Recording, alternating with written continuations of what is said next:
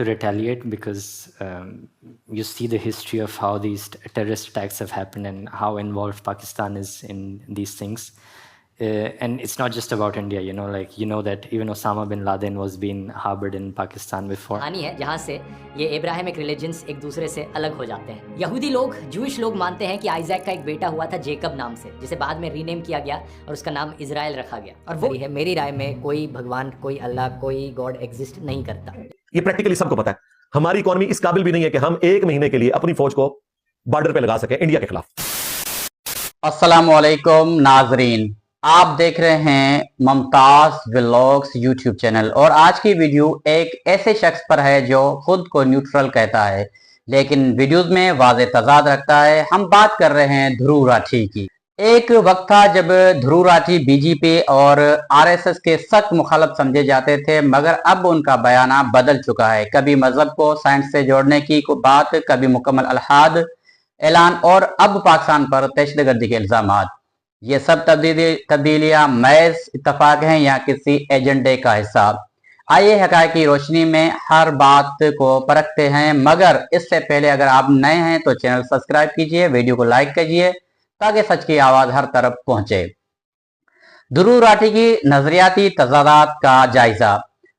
ध्रुव राठी ने अपने video channel पर 2022 में एक वीडियो अपलोड किया था जिसका टाइटल था अंडरस्टैंडिंग गॉड थ्रू साइंस, जिसमें ध्रुव राठी ने कहा था Hindu says Om, Muslim says Allah, but it is the same cosmic energy. ये बात करते हुए ध्रुव राठी मजाज को एक ही तवानाई का हिसाब बताते हैं और अपनी एक Q&A with Dhruv Rathee video में कहता है I don't believe in any religion और god, I am an atheist. यह वाला सवाल बहुत ही ज्यादा लाइक्ड है। Do you believe in God? If yes then is it formless और नॉट?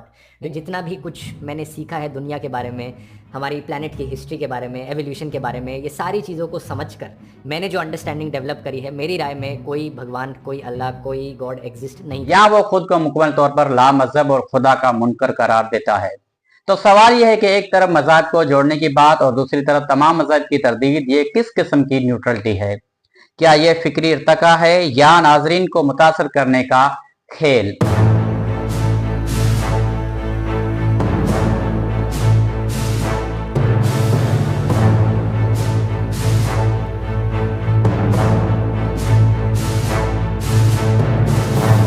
ध्रुव राठी बीजेपी और आरएसएस के बारे में अपने एक और यूट्यूब वीडियो में जिसका टाइटल है हाउ बीजेपी कंट्रोल मीडिया में कहता है कि BJP is a propaganda machine, they want to suppress disease. इस बयान में वो ये बीजेपी को मुकम्मल प्रोपेगेंडा की मशीन करार देता है। झूठ बोलने की जितनी हदें होती है ना, नरेंद्र मोदी ने वो सारी हदें पार कर दी हैं। अभी कुछ दिन पहले अमित शाह तेलंगाना में जाकर कहते हैं कि मोदी जी को वोट करो, मोदी जी तेलंगाना को नंबर 1 स्टेट बना देंगे देश की। हम तेलंगाना को देश का नंबर 1 राज्य बनाएंगे, नंबर 1 राज्य। 3 दिन पहले नरेंद्र मोदी ओडिशा में जाकर कहते हैं कि हमें वोट करो, हम ओडिशा को नंबर 1 स्टेट बना देंगे। ये मोदी की गारंटी है, उड़ीसा को हम नंबर 1 बना देंगे। इतना है, लेकिन ध्रुव राठी की 2023 के बाद की वीडियोस में किसान तहरीक पर खामोशी, मुसलमानों के खिलाफ लिंचिंग पर नीम रद्द-ए-अमल और आरएसएस पर नरम लहजा इख्तियार करते दिखाई देता है। याद रहे यही आरएसएस है जिसके रुकन नथुराम गोडसे ने महात्मा गांधी को कत्ल किया था। तो सवाल यह बनता है कि क्या ध्रुव राठी ने जानबूझकर तनकीदी लहजा तर्क किया? अगर हाँ तो क्यों? क्या ये नजरियाती तब्दीली है या दबाव का नतीजा? अपने एक यूट्यूब वीडियो में ध्रुव राठी पाकिस्तान को कहता है कि Pakistan is the state sponsor of terrorism. Pakistan एक आतंकी देश क्यों बन रहा है? सवाल करो कि इन आतंकवादी संगठनों को पाकिस्तान की मिलिट्री इतना सपोर्ट क्यों करती है? इस दावे में वो पाकिस्तान को दहशतगर्दी का सरपरस्त कहते हैं, मगर बगैर किसी मजबूत सबूत के। अब हकाइक जानने की हम कोशिश करते हैं, जिसके मैं रेफरेंस आपको देता हूं। पाकिस्तान की national counter terrorism authority 2023 report के मुताबिक पाकिस्तान में 70,000 से जायद आम शहरी और 10,000 से जायद सिक्योरिटी एहलकार दहशतगर्दों का निशान बने। इनके कुछ रेफरेंस हैं, जैसे कुलभूषण यादव के IGC 2019 उस केस में भारत के एक हाजिर सर्विस नेवी अफसर को पाकिस्तान में दहशतगर्दी की कार्रवाइयों में मुलव्वस पाया गया। UN रिपोर्ट्स और अफगान बॉर्डर इंस्पेक्शन के मुताबिक पाकिस्तानी इलाकों में भारतीय असला, माली मावंत और जासूस की मौजूदगी के शवाहिद मौजूद हैं। तो क्या ध्रुव राठौर ने जानबूझकर इन हकाइक को नजरअंदाज किया, और अगर किया तो क्यों? हाल ही में भारत और पाकिस्तान के दरमियान कशीदगी में इजाफा हुआ है, जिस दौरान भारतीय हुकूमत की जानिब से उन यूट्यूबर्स के खिलाफ सख्त कार्रवाई की जा रही है जो मोदी सरकार और बीजेपी की पॉलिसियों पर तनकीद करते हैं। कई भारतीय यूट्यूबर्स के चैनल्स या तो महदूद कर दिए गए या मुकम्मल तौर पर बंद कर दिए गए। इसी दौरान कई पाकिस्तानी यूट्यूबर्स के चैनल्स भी इंडिया में बैन कर दिए गए। यह कदम जाहिर करता है कि भारतीय हुकूमत सिर्फ अपनी तारीफ सुनना चाहती है, तनकीद बर्दाश्त नहीं करती। अब सवाल ये है, क्या ध्रुव राठी ने यूटर्न सिर्फ अपनी जान बचाने के लिए लिया है?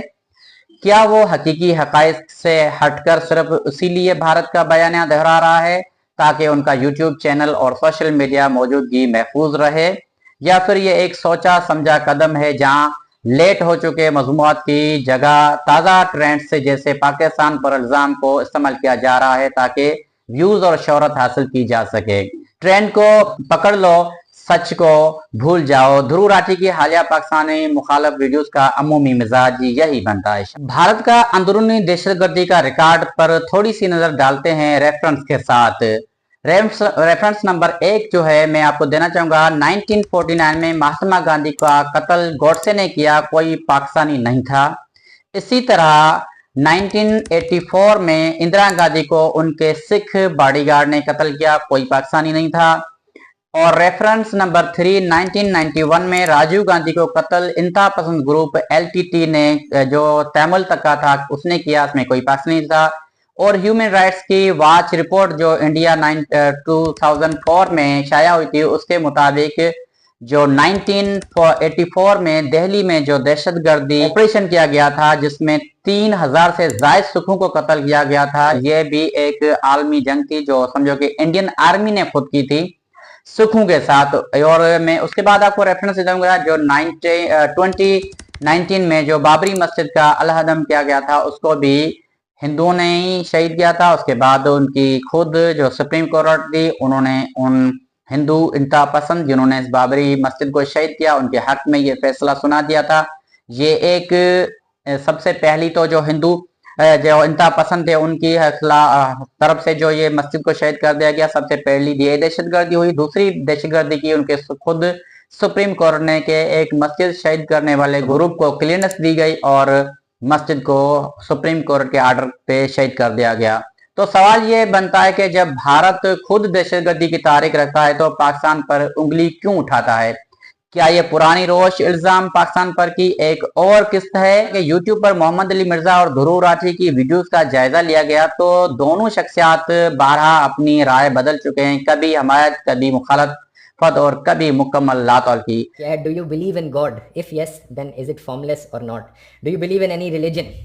इसका जवाब भी बड़ा सीधा है, नहीं। मेरी राय में जितना भी कुछ मैंने सीखा है दुनिया के बारे में, हमारी प्लैनेट की हिस्ट्री के बारे में, एवोल्यूशन के बारे में, ये सारी चीज़ों को समझकर मैंने जो अंडरस्टैंडिंग डेवलप करी है, मेरी राय में कोई भगवान, कोई अल्लाह, कोई गॉड एग्जिस्ट नहीं करता। मुस्लिम शब्द का मतलब होता है जो इंसान भगवान के सामने झुकता है। इसलिए एक लिबरल मुस्लिम के पर्सपेक्टिव से कोई भी इंसान जो किसी भी धर्म में मानता है वो एक मुस्लिम है। ये कहना कि सारे मुस्लिम सारे नॉन मुस्लिम्स को काफिर मानते हैं, ये एक बहुत ही गलत नोशन है। जो लोग नफरत फैलाना चाहते हैं उन लोगों के द्वारा ऐसी चीजें फैलाई जाती हैं। ये मेरा कोई पर्सनल ओपिनियन नहीं है, एक्चुअली में ऐसा है। झूठ बोलो, बार बार झूठ बोलो। हिंदू धर्म में इवन दो हमें अलग अलग प्रकार के भगवान के रूप देखने को मिलते हैं, भगवान के अलग अलग अवतार से देखने को मिलते हैं, लेकिन भगवत गीता के चैप्टर 10 में मेंशन किया गया है, भगवान कृष्ण कह रहे हैं, मैंने सब कुछ बनाया है, सभी प्राणियों का बीज मैं हूँ, सभी प्राणियों के दिल में बसता हूँ। मैं विष्णु, मैं सूर्य, मैं चंद्र, मैं सामवेद, मैं इंद्र, मैं मस्तिष्क, मैं ही चेतना हूँ। मैं शंकर, मैं कुबेर, मैं अग्नि, मैं मेरु, मैं बृहस्पति, मैं कार्तिकेय, मैं महासागर। पिछले कई दशकों से इसी तरीके से पाकिस्तानी लोगों को बेवकूफ बनाया जा रहा है। कुछ पावर हंगरी पॉलिटिशियंस बेवजह भारत से लड़ाई करते हैं,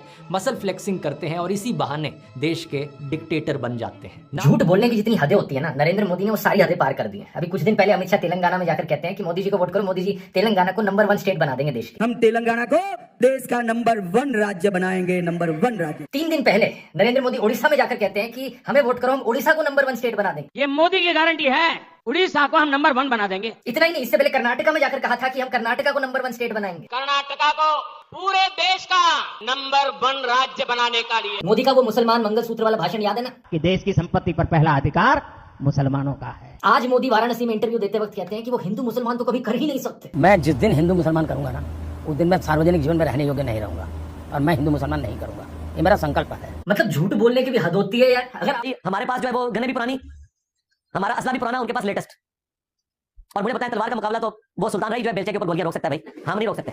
हाँ। ये पॉसिबल ही नहीं है। फिर साने का मेरे ज़हन में तो यही आ रहा है कि J10C जैसा है ही कोई नहीं। हाँ, तेरे राफेल थे, शाही कोई नहीं। तो कहते हैं हाँ बिल्कुल आप सही पहुंचे। ये हमारा आज का रड्स है अल्हम्दुलिल्लाह। इसमें टेक्नोलॉजी का भी कमाल है और पाकिस्तान के पायलट्स का भी कमाल है। दोनों की वीडियो में तजाद और तज़ब्बुब पाया जाता है और दोनों के फॉलोअर्स गैर जानदार के नाम पर सच से दूर हो जाते हैं। जी, मैं मोहम्मद अली मिर्जा उसकी बात कर रहा हूं जो पाकिस्तान के एक यूट्यूबर हैं जो खुद को एक बड़े आलिम कहते हैं और खुद को इंजीनियर भी कहते हैं, और हर जो मौलवी हजरात हैं उनसे उनको इख्तलाफ है और तमाम तकरीबन सहाबा के ऊपर भी वो इल्ज़ाम तराशी कर चुका है और साथ में आइमा हैं उनके ऊपर भी वो इल्ज़ाम तराशी कर चुका है, कभी अंबिया पर, कभी खुद नबी के पाक सल्लल्लाहु अलैहि वसल्लम पर भी वो इल्ज़ाम कर चुका है। तो क्या ये लालमी है या शौरी गुमराही? किसी दूसरे वीडियो में मोहम्मद अली मिर्जा पर भी तबसरा करेंगे इंशाल्लाह। नाज़रीन, सच हमेशा इल्जाम से बड़ा होता है, चाहे वो ध्रुव राठी हो, भारत का मीडिया हो या कोई और। अगर सच और अदल की बात ना की जाए तो वो खुद तजाद और प्रोपेगेंडा पे दफन हो जाता है। पाकिस्तान सिर्फ एक पुरअमन मुल्क है बल्कि दहशतगर्दी का शिकार भी है। हमें अपनी आवाज, तहकीक और दलील से उस हकीकत को दुनिया के सामने लाना चाहिए। अगर ये वीडियो आपको मालूमाती लगी हो तो बराए करम लाइक, कमेंट और शेयर जरूर कीजिए ताकि सच की आवाज हर तरफ पहुंचे। अल्लाह हाफिज।